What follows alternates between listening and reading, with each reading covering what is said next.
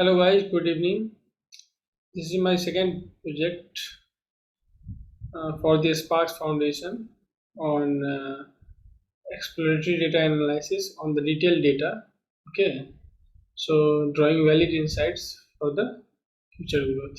Okay, so my name is Rishabh Jha, and so let's begin. Here we have imported the module pandas and check whether the path is correct or not. Okay, by read CSV, we read the file. Shape gives the dimension of the data frame, df. Okay, dtypes gives the type of data included in the data frame.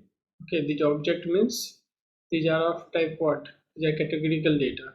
Okay, and the int float will so is showing that these are continuous data. For the data pre-processing part, we'll first replace this. If the data frame consists this not available, okay, not available data, then we will first convert into not a number. Is null will show that whether the data is null will convert the whole data into two categorical type.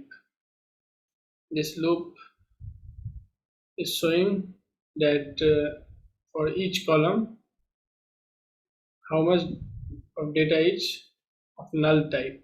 Okay, false indicating that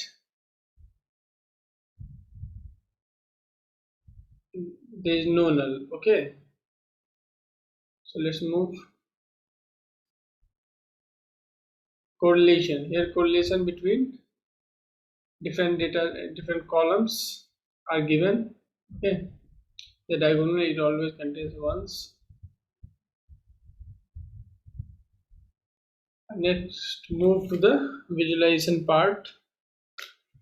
We will import seaborn library. Okay, SNS. It's a scatter plot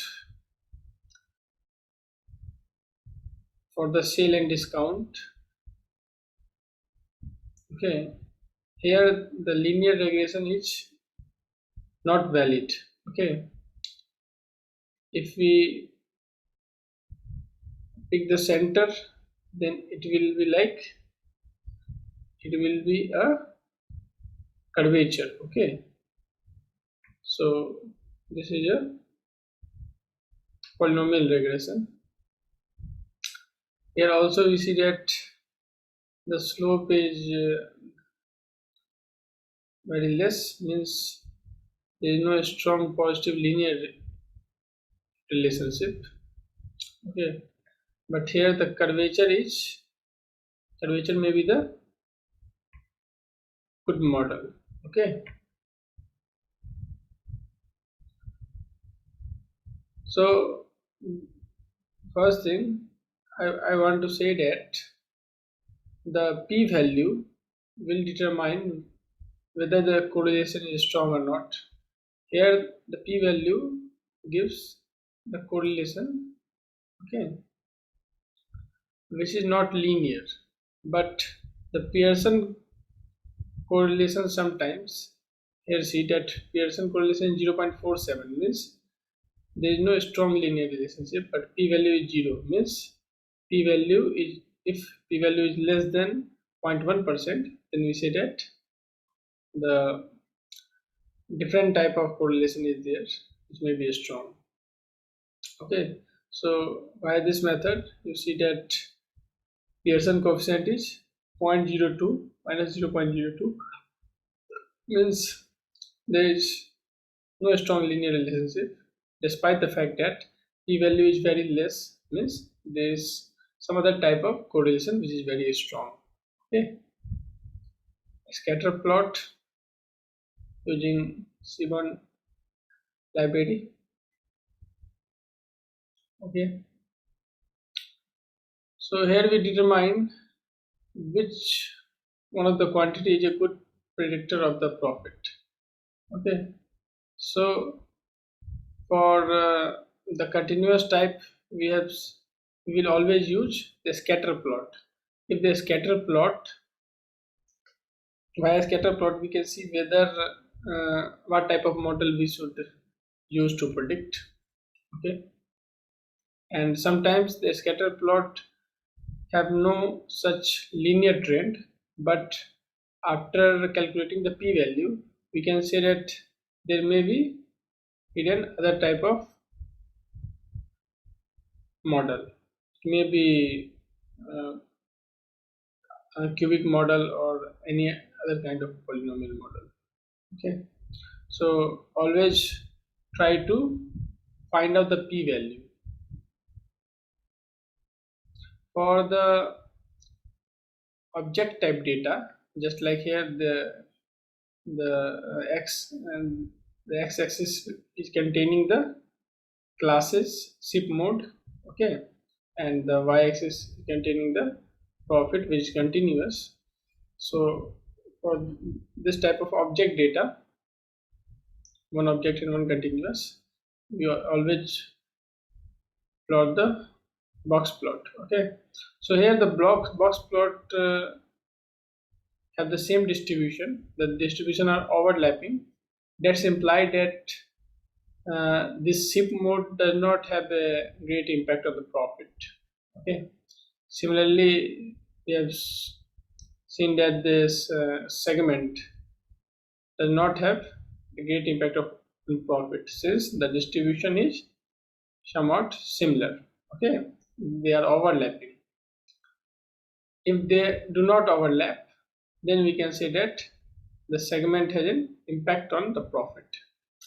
Here we see that the box is not showing here. Okay, it's because the data are very close to each other, close to zero. Okay, so their interquartile range uh, is almost zero, since they are very near to the median. Okay, unique will determine the different data types, different unique data. Okay, the data, different unique data. Okay, sorry.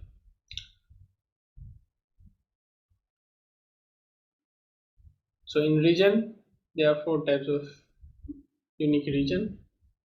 Okay, so we have seen that if via the scatter plot, via the p-value method, okay, or via regression, via Pearson coefficient, we will determine which one of the continuous variable impact the profit.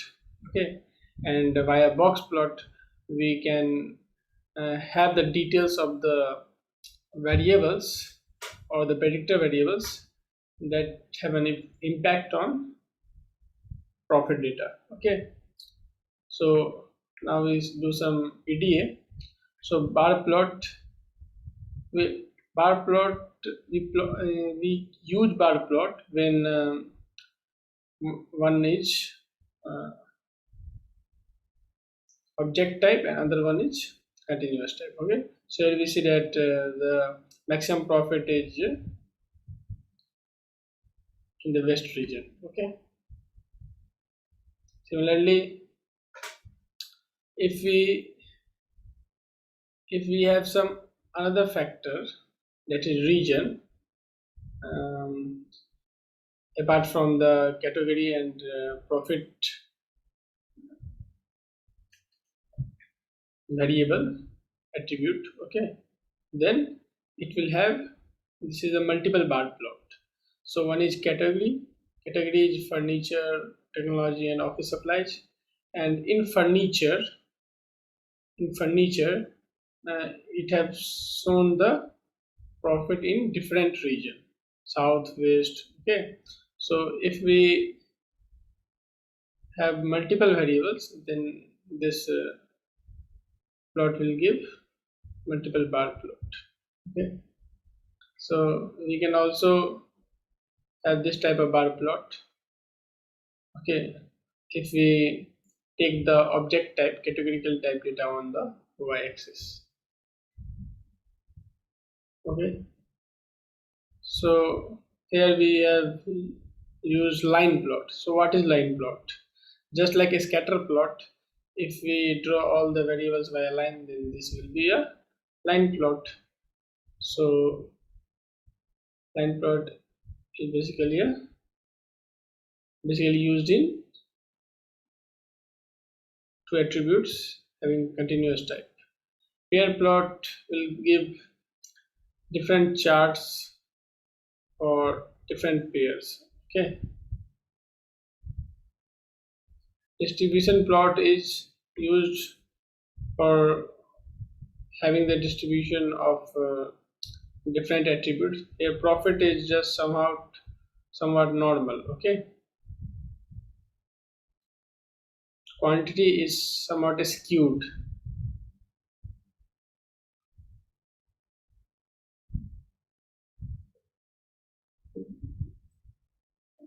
This has two mode.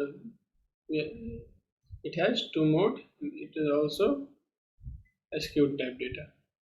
Okay. So via this plot, we can have the distribution of different attributes. By histogram plots, uh, we have the histogram only contains a continuous variable. Okay, and on y-axis it has its frequency. Okay, so this graph is all about. This is the bar plot. Okay, count plot is similar to bar plot. Count plot is similar to bar plot, in which one is bool type, object type, and another one is categorical type. So thank you, peers. This is all about drawing different insights. Okay, about the retail data. This was the task 2 given by the Sparks Foundation. I hope we all enjoyed it, and maybe may it will be valuable for someone. Okay, thanks.